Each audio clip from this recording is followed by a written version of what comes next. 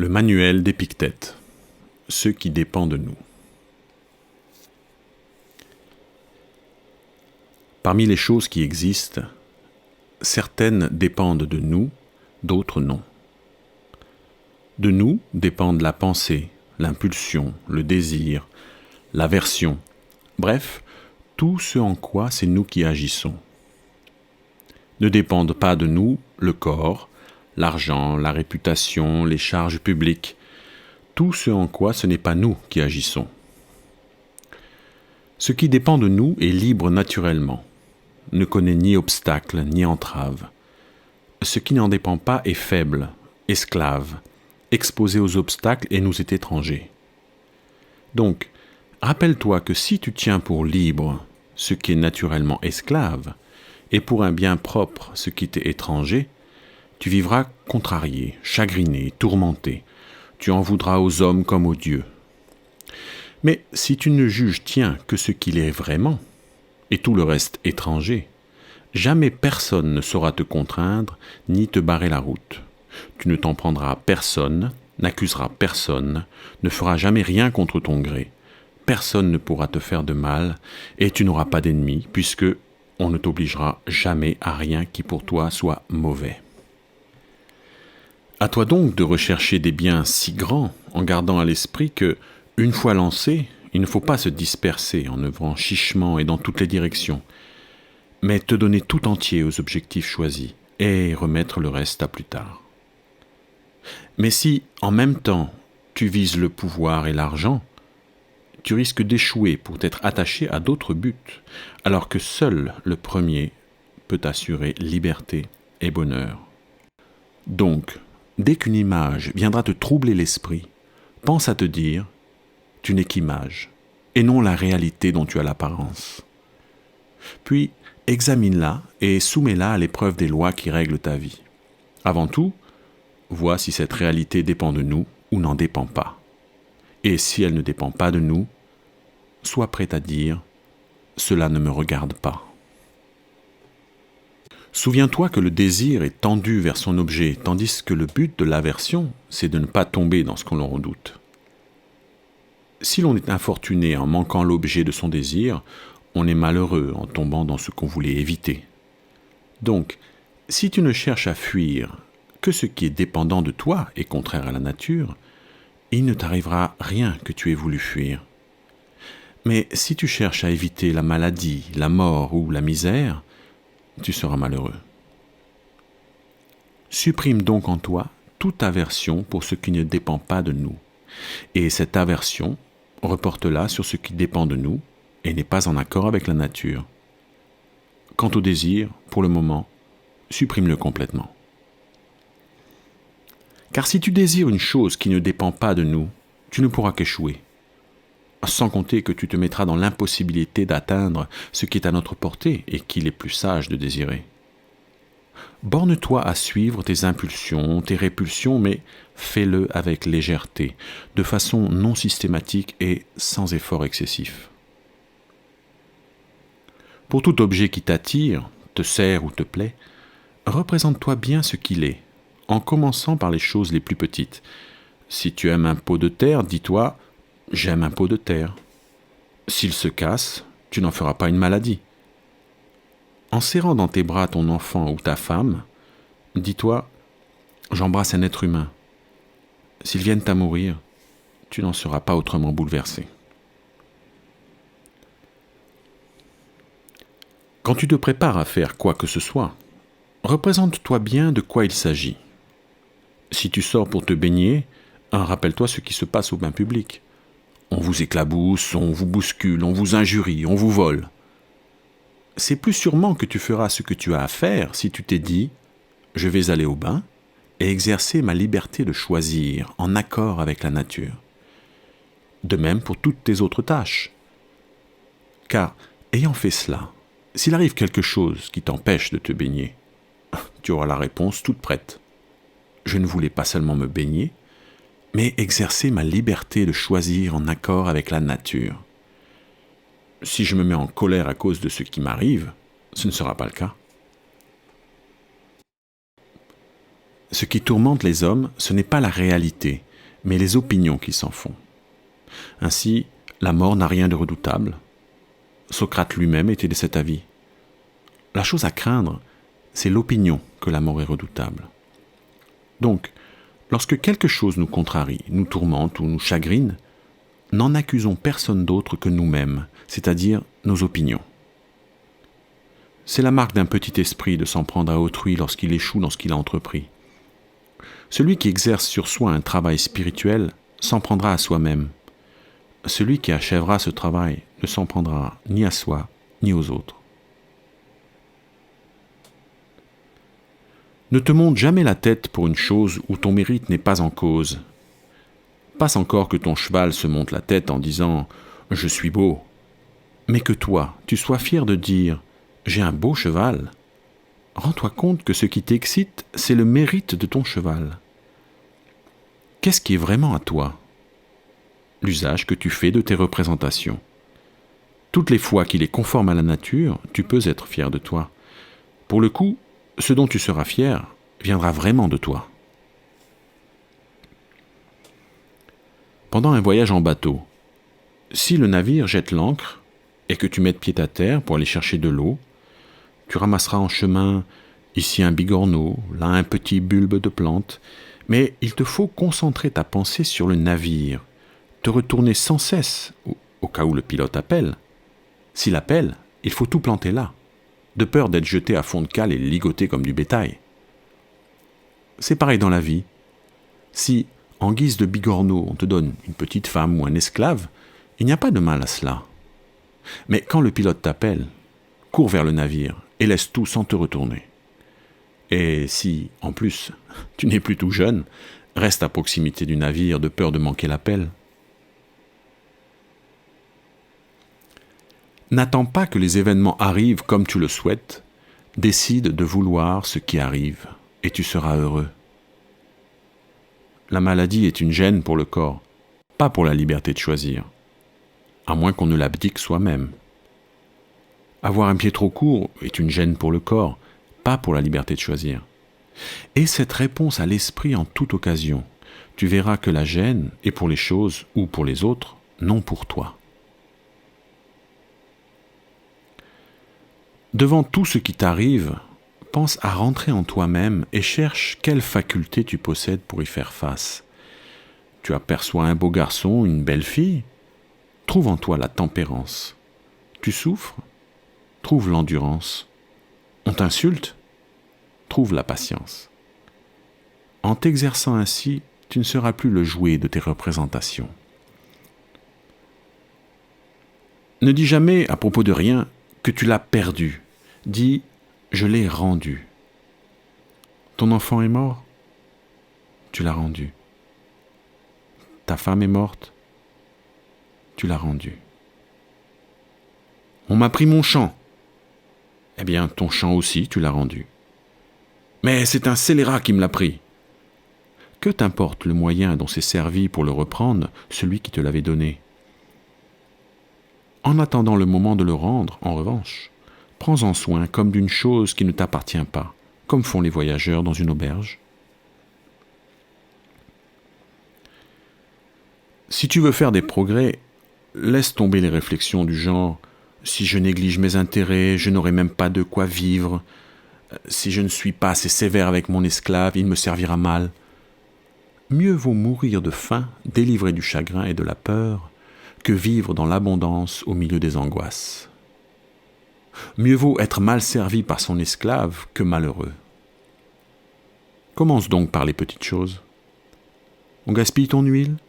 On vole ton vin ? Dis-toi, c'est le prix de la tranquillité. C'est le prix d'une âme sans trouble. On n'a jamais rien pour rien. Quand tu as besoin de ton esclave, souviens-toi qu'il peut ne pas venir et que s'il vient, il exécutera peut-être tes ordres à tort et à travers, mais il n'a pas le pouvoir que ta tranquillité dépende de lui. Si tu veux progresser, accepte de passer pour un ignorant et un idiot dans tout ce qui concerne les choses extérieures. N'essaie jamais d'avoir l'air instruit.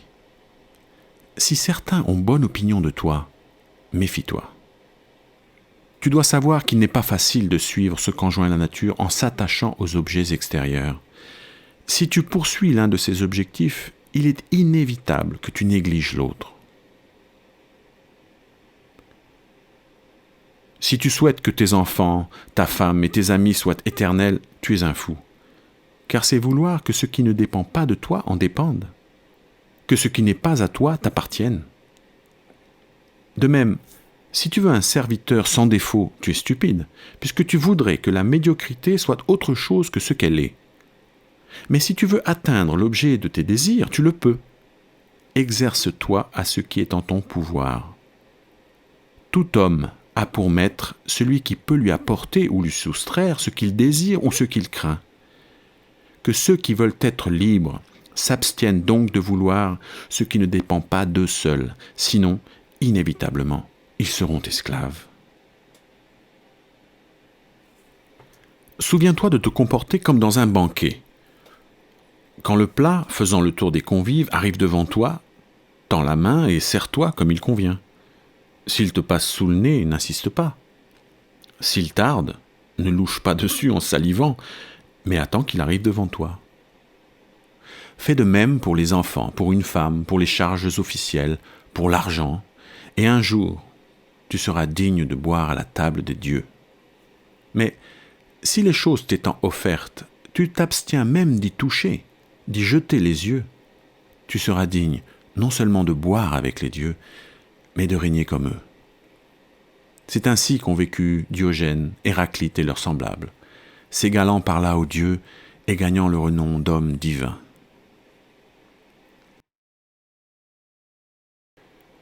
Lorsque tu vois quelqu'un se lamenter sur son fils parti en exil ou parce qu'il a perdu ses biens, ne te laisse pas aller à croire que ces événements font son malheur. Ce qui cause du chagrin à cet homme, ce n'est pas ce qui lui arrive, sinon cela ferait le même effet à tel ou tel, mais l'opinion qu'il se fait de cet événement.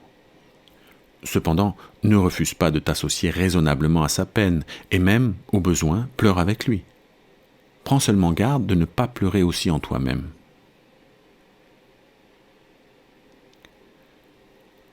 Souviens-toi que tu joues dans une pièce qu'a choisi le metteur en scène, courte s'il l'a voulu courte, longue s'il l'a voulu longue. S'il te fait jouer le rôle d'un mendiant, joue-le de ton mieux. Et fais de même que tu joues un boiteux, un homme d'État ou un simple particulier. Le choix du rôle est l'affaire d'un autre. Si un corbeau pousse un cri de mauvais augure, ne te laisse pas entraîner par ton imagination. Définis ce dont il s'agit et dis-toi, rien de ce qui est annoncé là ne me concerne. Seulement ma petite carcasse, ma petite fortune, ma petite réputation, ma femme ou mes enfants. Quant à moi, pourvu que je le veuille, tous les présages me sont favorables, car quoi qu'il résulte de ce signe, il est en mon pouvoir de faire tourner la chose à mon profit. Tu peux être invaincu si jamais tu n'engages de lutte où la victoire ne dépende pas de toi. Garde-toi d'estimer heureux un homme choisi pour une charge officielle ou très puissant ou jouissant pour une raison ou une autre de l'estime publique. En effet, si l'essence du bien réside dans ce qui dépend de nous, il n'y a de raison ni d'être jaloux ni d'être envieux. Quant à toi, ce n'est pas général, magistrat ou consul que tu veux être, mais libre. Or, pour y arriver, il n'y a qu'un chemin, le mépris de ce qui ne dépend pas de nous.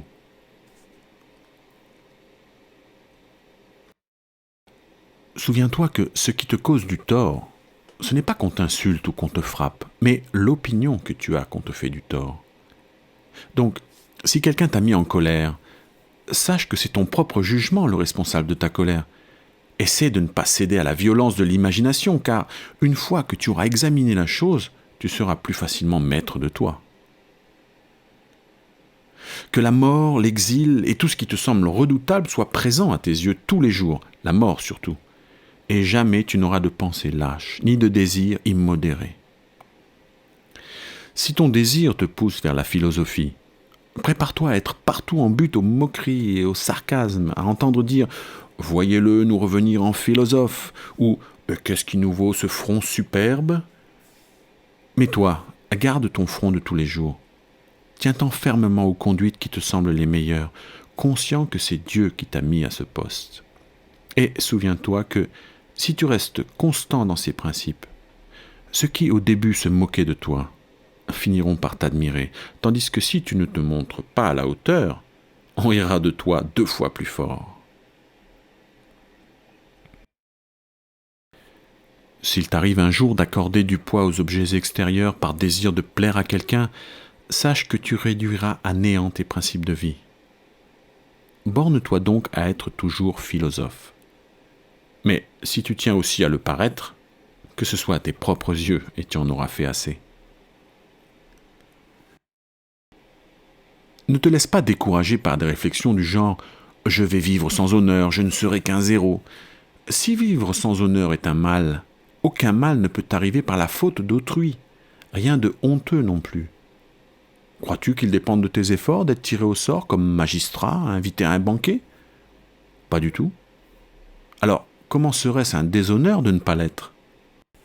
Comment peux-tu dire que tu n'es qu'un zéro, puisque tu n'es tenu d'être quelque chose qu'au regard de ce qui dépend de nous, domaine où tu peux prétendre aux plus grands honneurs? Tes amis resteraient sans secours? Comment cela? Ils ne recevraient pas de tes mains leurs petites pièces? Tu ne les ferais pas nommer citoyens romains? Qui te dit que ces choses-là dépendent de nous et nous regardent? Qui peut donner à autrui ce qu'il n'a pas lui-même? Alors, procure-le-toi, dira-t-on, pour nous en faire profiter. Si je peux me le procurer sans déchoir à mes propres yeux, en restant loyal et sans bassesse, qu'on me montre le chemin, j'y vais. Mais si l'on veut que je perde mes biens propres pour vous procurer des choses qui ne sont pas des biens, considérez comme vous êtes injuste et ingrat. Et puis, qu'est-ce que vous aimez le mieux? De l'argent ou un ami loyal et digne d'estime? Aidez-moi à être tel au lieu de vouloir que j'agisse d'une façon qui me ferait cesser de l'être. Mais dis-tu, ma patrie resterait sans secours quand je pourrais l'aider? Là encore, de quelle aide parles-tu? Tu ne peux lui offrir ni terme ni portique, et alors? Le forgeron, lui, offre-t-il des chaussures? Le cordonnier, des armes? Il suffit à chacun d'accomplir sa tâche. En travaillant à fabriquer pour elle un citoyen de plus, plein de loyauté et de respect de soi, ne ferais-tu rien pour elle? Si fait.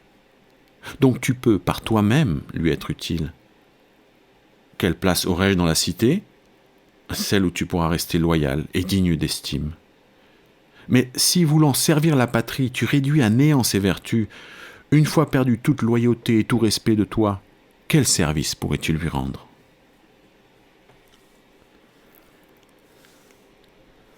Pour un festin, un discours, un conseil, on t'a préféré quelqu'un d'autre. Si ce sont des biens, réjouis-toi qu'il lui échoie. Si ce sont des maux, ne te plains pas d'y avoir échappé. D'ailleurs, souviens-toi aussi que si tu n'en fais pas autant que d'autres pour obtenir ce qui ne dépend pas de nous, tu ne peux pas t'attendre au même résultat qu'eux. Si tu ne vas pas rendre visite aux gens qui comptent, comment pourrais-tu être récompensé comme ceux qui y courent? Comment, si tu ne flattes personne, obtenir autant que les flatteurs?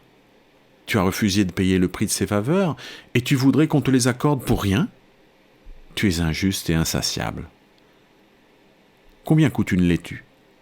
Une obole, plus ou moins. Suppose que quelqu'un donne une obole pour une laitue. Si toi, tu ne donnes rien et ne reçois rien, ne considère pas avoir eu moins que lui. Il a sa laitue, toi, l'obole que tu n'as pas donnée. Eh bien là encore, c'est la même chose. On ne t'a pas invité à un festin.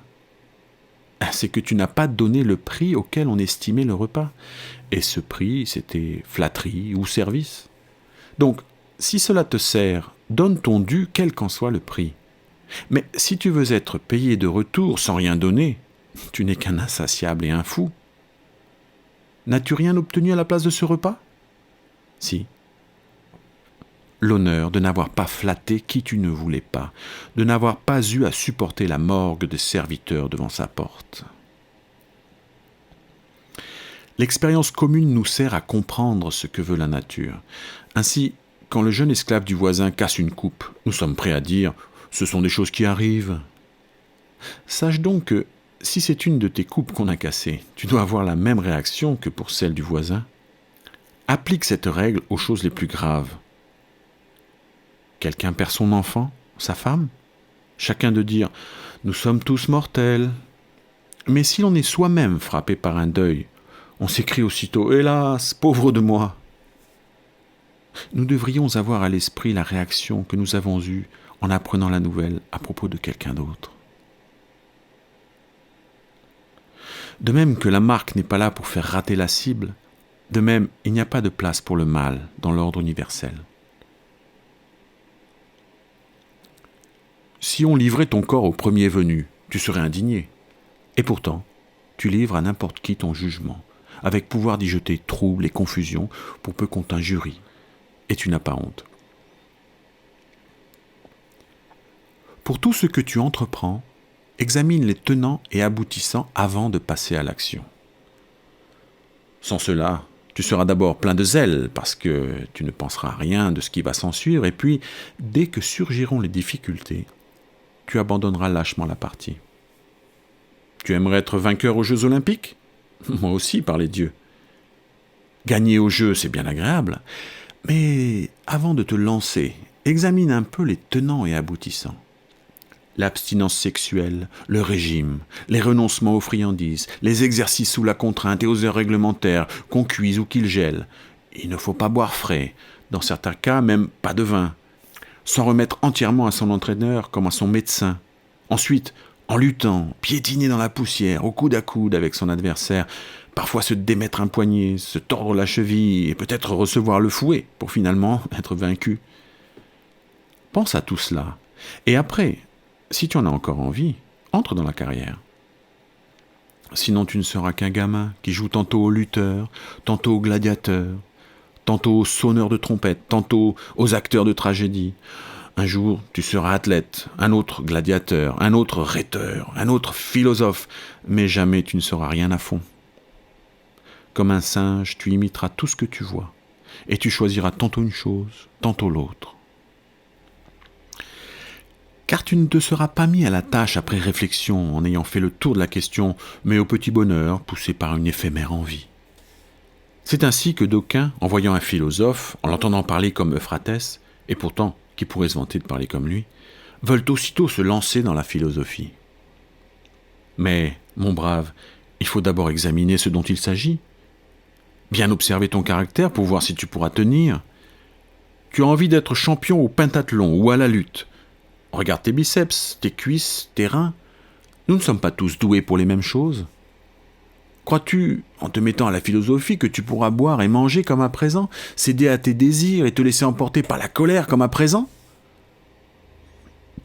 Il te faudra veiller, souffrir, quitter tes proches, endurer le mépris d'un petit esclave, être tourné en dérision par les passants et toujours avoir le dessous, qu'il s'agisse d'honneur officiel, du pouvoir, de procès ou d'autres affaires de même farine. Voilà ce qu'il te faut examiner. Seras-tu prêt alors à payer de ce prix l'insensibilité aux émotions, la liberté, la sérénité ? Si c'est non, ne va pas plus loin. Ne sois pas comme les enfants, philosophe un jour, percepteur d'impôts le lendemain, et puis rhéteur, et puis encore procurateur de César. Tout cela ne fait pas bon ménage. Il faut que tu sois bon ou mauvais.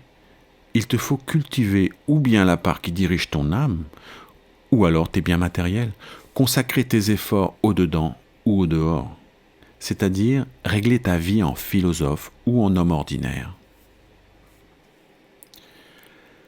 La plupart du temps, notre conduite se mesure à l'aune de nos relations. Celui-ci est mon père ? Je dois prendre soin de lui céder en tout, supporter ses injures, ses coups. Mais c'est un mauvais père. Eh bien, la nature ne t'a pas fixé pour rôle de vivre avec un bon père, mais avec un père. Mon frère me fait du tort. Alors, garde vis-à-vis de lui le poste qui est le tien et ne te demande pas comment il se conduit, mais comment, toi, tu dois te conduire pour suivre dans tes choix ce qu'enjoint la nature. Personne ne te fera de mal, à moins que tu n'y consentes. Le mal ne viendra que lorsque tu jugeras qu'on te fait du mal.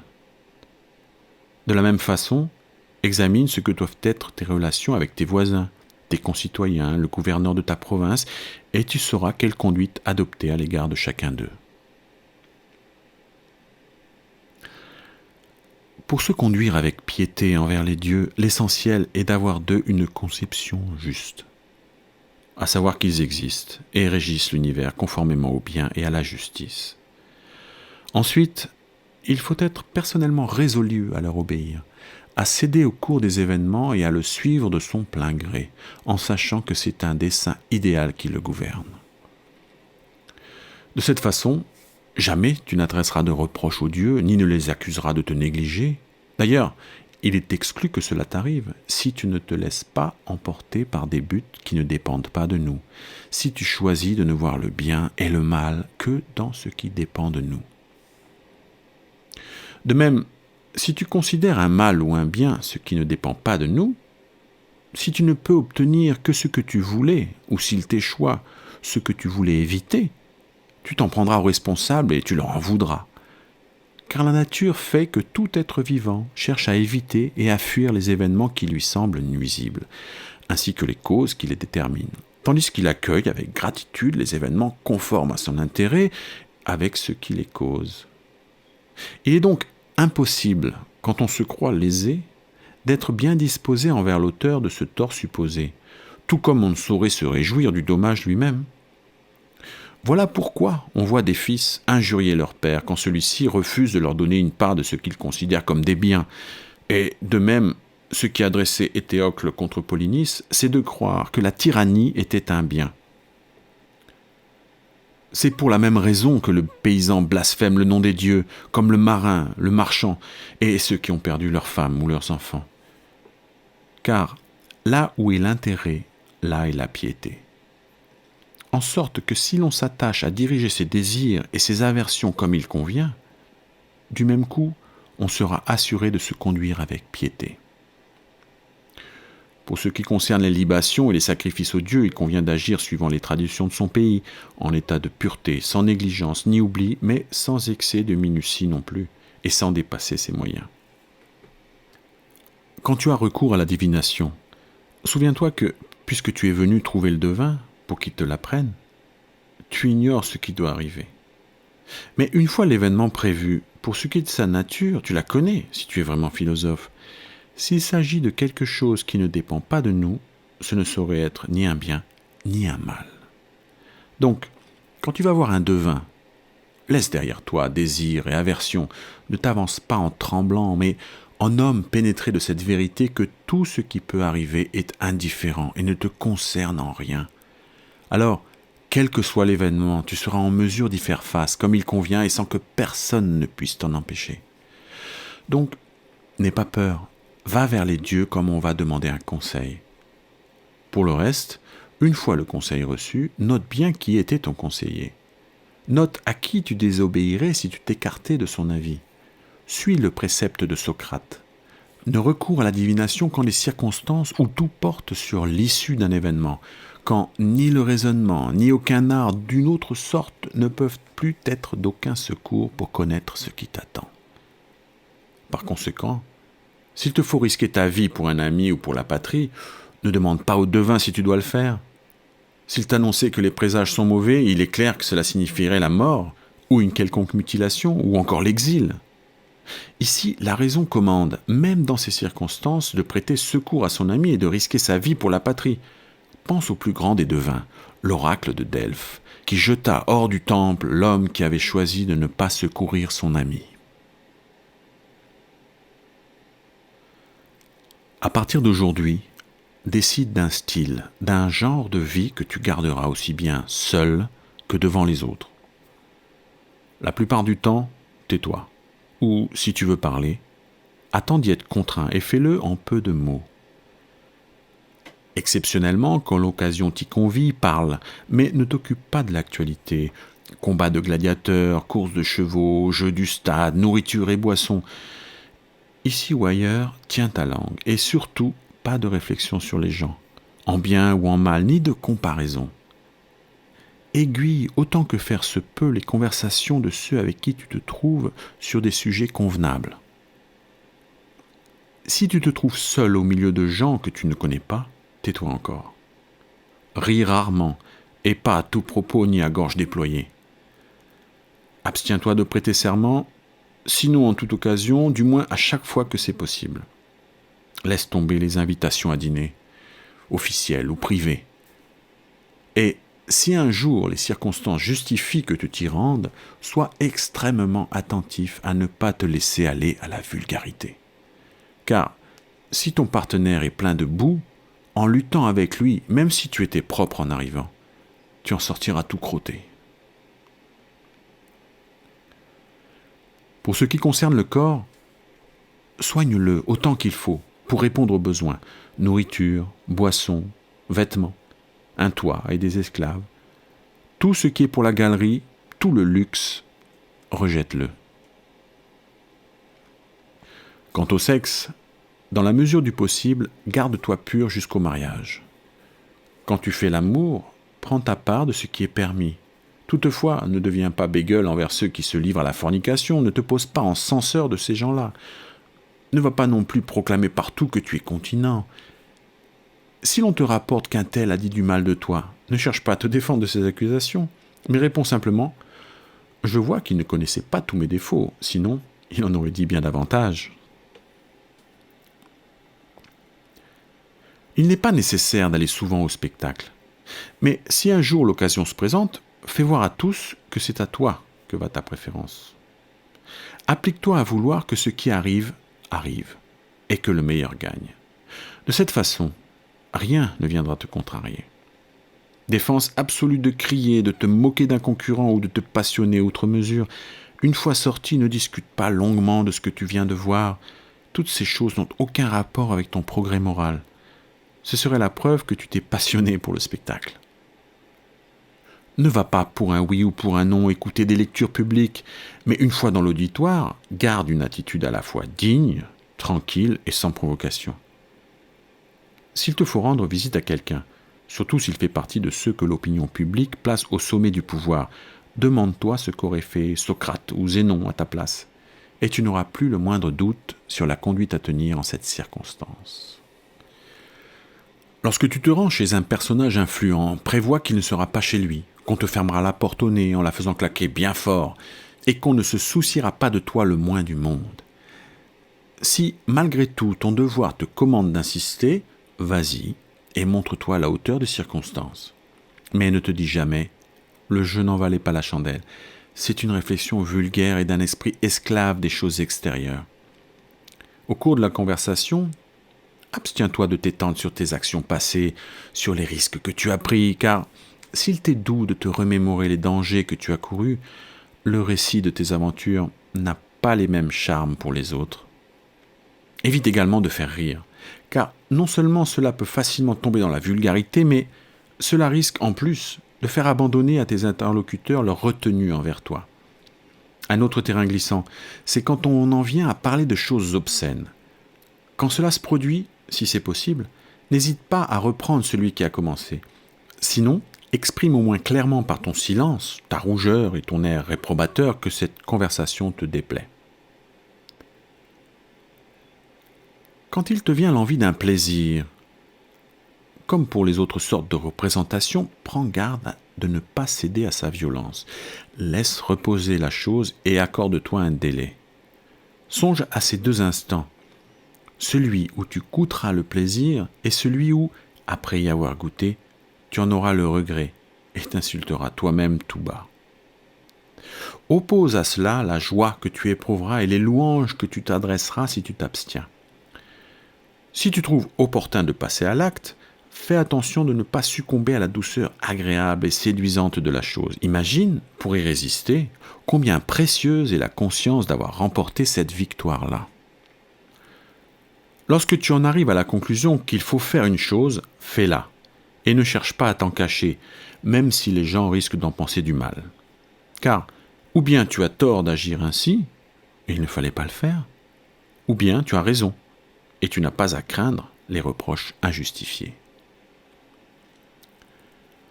De même que les phrases « il fait jour » et « il fait nuit » ont une grande valeur en tant que propositions disjointes, mais ne veulent rien dire si on les joint. De même, choisir la plus grosse part Si c'est valable du point de vue du corps, quand il s'agit de sociabilité, dans un banquet, cela n'est pas bien. Donc, quand tu dînes avec quelqu'un, ne considère pas seulement la valeur des plats pour le corps, veille aussi à respecter ton hôte. Si tu te lances dans une entreprise qui dépasse tes forces, non seulement tu te conduis comme un idiot, mais tu négliges d'accomplir ce qui était dans tes possibilités. Tout comme tu fais attention en te promenant à ne pas marcher sur un clou et à ne pas te tordre la cheville, fais attention aussi à ne pas faire de mal à ce qui dirige ton âme. En gardant cette nécessité à l'esprit et au seuil de chaque entreprise, nous ferons plus sûrement ce que nous avons à faire. Le corps est pour chacun la mesure des richesses, comme le pied est celle de la chaussure. Si tu t'en tiens à ce critère, tu garderas la mesure. Mais si tu vas au-delà, tu seras forcément entraîné comme du haut d'une falaise. Pour la chaussure, si tu vas au-delà des besoins du pied, tu la voudras couverte d'or, puis teinte en pourpre, puis brodée. Une fois qu'on a passé la mesure, il n'y a plus aucune limite. Dès qu'elles ont passé 14 ans, les hommes appellent les femmes maîtresses. Elles, voyant que leur unique intérêt est de coucher avec eux, commencent à se maquiller et mettent en cet art toutes leurs espérances. Il faut donc leur faire comprendre que leur seule gloire est de donner à tous l'image d'une vie réglée et d'une âme pudique. C'est la marque d'un naturel débile que de s'attarder aux choses du corps, comme de passer trop de temps à prendre de l'exercice, à manger, à boire, à faire ses besoins, à copuler. Tout cela, il faut le faire comme en passant. C'est sur notre jugement que nous devons porter toute notre attention. Face à quelqu'un qui te fait du tort par sa conduite ou ses propos, souviens-toi que s'il agit ainsi, c'est qu'il pense avoir raison. Il ne lui est pas possible de régler sa conduite sur ta façon de penser. C'est la sienne qui le guide et, si elle est erronée, il se fait du tort à soi-même en demeurant dans son erreur. En effet, si une vérité complexe passe pour un mensonge, ce n'est pas la complexité qui est en faute, mais bien celui qui se trompe. En te fondant sur ce principe, tu garderas ton sang-froid face à ceux qui t'insultent. Chaque fois, tu n'auras qu'à te dire « c'est ce que lui pense ». Toute chose a deux poignées. L'une permet de la porter, l'autre non. Si ton frère te fait du tort, ne prends pas cela en te disant qu'il te fait du tort, c'est le côté impossible à porter. Dis-toi plutôt que c'est ton frère, ton compagnon. Tu prendras ainsi la chose du côté où l'on peut la porter. Il n'est pas logique de dire « je suis plus riche que toi, donc je vaux mieux que toi ». « Je parle mieux que toi, donc je vaux mieux que toi ». Ce serait bien plus logique de dire « je suis plus riche que toi, donc ma fortune vaut mieux que la tienne ». Je parle mieux que toi, donc mon éloquence vaut mieux que la tienne. Car tu n'es ni ta fortune, ni ton éloquence. Un tel se lave vite. Ne dis pas qu'il se lave mal, mais qu'il se lave vite. Si un autre boit beaucoup de vin, ne le traite pas d'ivrogne. Dis simplement qu'il boit beaucoup. En effet, qu'en sais-tu avant d'avoir pesé leur raison ? De cette façon, tu éviteras, devant ce que tu te représentes d'un objet, de lui donner une autre représentation. Où que tu te trouves, ne te présente jamais comme philosophe. Ne parle pas longuement devant des profanes des principes de la philosophie. Agis plutôt suivant ces principes. Par exemple, dans un banquet, ne dis pas comment on doit manger. Mange seulement comme il faut. Souviens-toi de Socrate. Il s'était si bien débarrassé de toute envie de briller que, lorsqu'on venait le trouver pour se faire présenter à des philosophes, c'était lui qui conduisait les gens, tant il lui était égal d'être méconnu. Si, dans une assemblée de profanes, la conversation tombe sur un principe philosophique, d'une manière générale, abstiens-toi d'intervenir. Tu risquerais fort de recracher des bribes de savoir mal digéré. Si un jour on te dit que tu ne sais rien, et que tu n'en es pas mortifié, sache que tu es en bonne voie. Ce n'est pas en lui mettant l'herbe sous le nez que les moutons montrent aux bergers qu'ils ont bien mangé.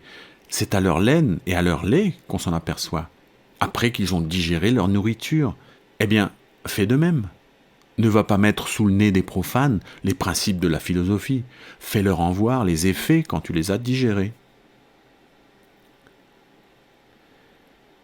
Si tu te contentes de peu pour les besoins du corps, ne va pas en faire parade. Si tu ne bois que de l'eau, ne veut pas dire à tout propos « je ne bois que de l'eau ». Si un jour tu décides de t'entraîner à supporter la douleur, fais-le en privé et non devant tout le monde. N'embrasse pas les statues. Si tu as trop soif, prends de l'eau fraîche dans ta bouche et recrache-la sans rien dire à personne.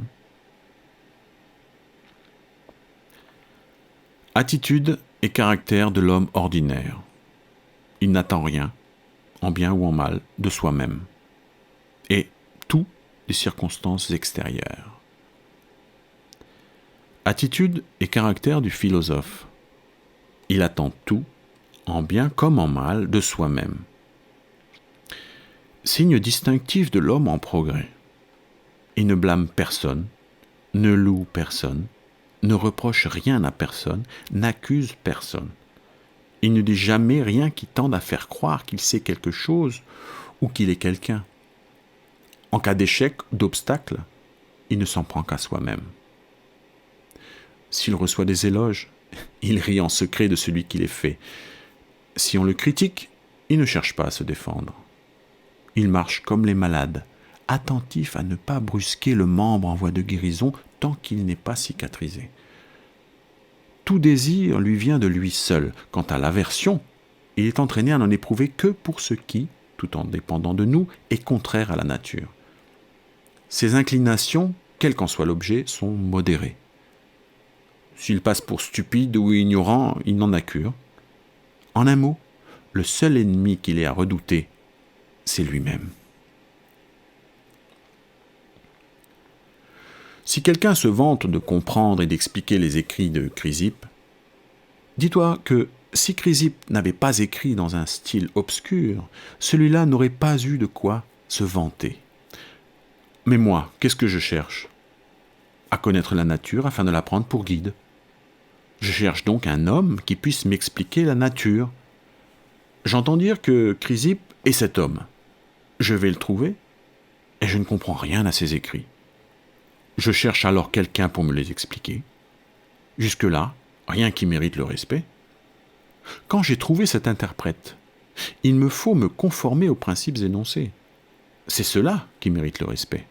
Mais si c'est seulement l'explication de textes que j'admire, ne serais-je pas plutôt que philosophe devenu un grammairien qui gloserait Chrysippe au lieu d'Homère ? Il y aurait de quoi rougir si, lorsqu'on me dit « Apprends-moi à lire Chrysippe », je n'étais pas en mesure de montrer une conduite semblable et conforme à ses écrits. Une fois que tu t'es fixé des buts, tu dois t'y tenir comme à des lois qu'on ne peut transgresser sans impiété. Et quoi que l'on dise de toi, n'y prête pas attention, cela ne te concerne plus.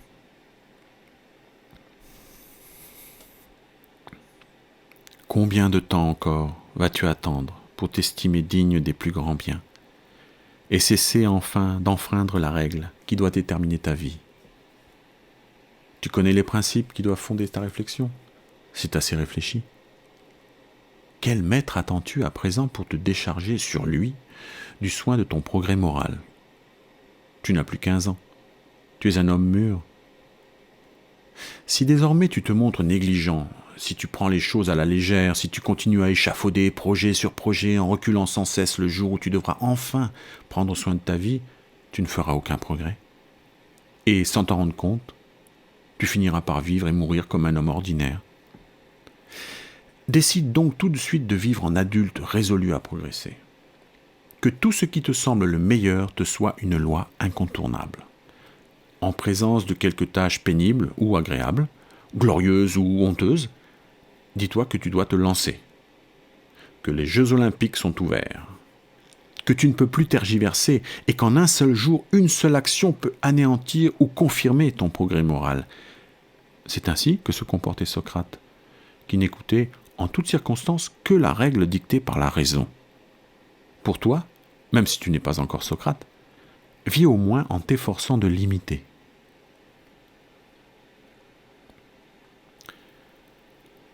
Le premier domaine de la philosophie et le plus indispensable, c'est la mise en pratique des principes, comme par exemple l'interdiction de mentir.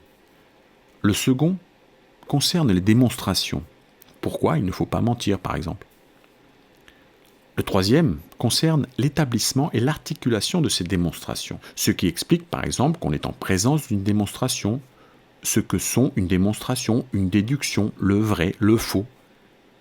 Par conséquent, si le troisième domaine est indispensable pour accéder au second, comme le second pour accéder au premier, le plus indispensable, le terme de toute recherche, c'est le premier. Seulement, nous faisons tout à l'envers. Nous nous attardons au troisième. Nous lui consacrons tous nos efforts en oubliant complètement le premier. Voilà pourquoi nous mentons sans cesse en étant prêts, cependant, à dégainer le raisonnement qui prouve qu'il ne faut pas mentir. En toute occasion, rappelle-toi ces mots. Emmène-moi, ô Zeus, et toi, ô destinée, où vous avez formé le vœu de me conduire. Je vous suivrai sans peur, mais si par lâcheté je résiste, je sais qu'il faut vous obéir. L'homme qui, sachant qu'il doit mourir, sait quitter la vie dignement, on le nomme sage, car il connaît le secret des dieux. Eh bien, crie-t-on, si c'est la volonté des dieux, qu'il en soit ainsi. Anytos et Mélitos peuvent me tuer, ils ne peuvent me nuire.